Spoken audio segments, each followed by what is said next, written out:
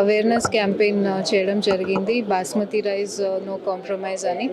ఇది మనము ఎఫ్ఎస్ఎస్ఐ ద్వారా అవేర్నెస్ పెంచడానికి ప్రజల్లో ఏది కరెక్ట్గా తినొచ్చు, ఏ ఫుడ్ అడల్టరేట్ ఉంది, ఎలాంటి అడల్ట్రేషన్ మెకానిజమ్స్ ఉన్నాయి, అండ్ ఎఫ్ఎస్ఎస్ఐ రూల్స్ ఉన్నాయి ఫుడ్ సేఫ్టీ మీద.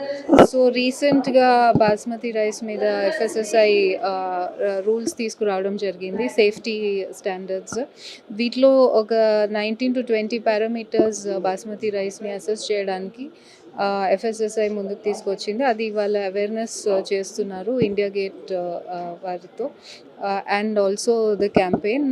సో వీళ్ళందరికీ కూడా ఈ ద్వారా మేము రైస్లో ఎలాంటి విధాలైన అడల్ట్రేషన్ జరుగుతుంది, కొన్నిసార్లు సెంట్ యాడ్ చేయడము, కొన్నిసార్లు వేరే రైస్ యాడ్ చేయడము, బ్రోకెన్ రైస్ యాడ్ చేయడము, అదేవిధంగా కొన్నిసార్లు కలరింగ్ ఏజెంట్స్ యాడ్ చేయడం, ఇవన్నీ టైప్స్ ఆఫ్ అడల్ట్రేషన్ ఉంటాయి. సో వీటి మీద పబ్లిక్కి అవేర్నెస్, కన్జ్యూమర్స్కి అవేర్నెస్ తీసుకురావడానికి ఈ సెషన్ చేయడం జరిగింది.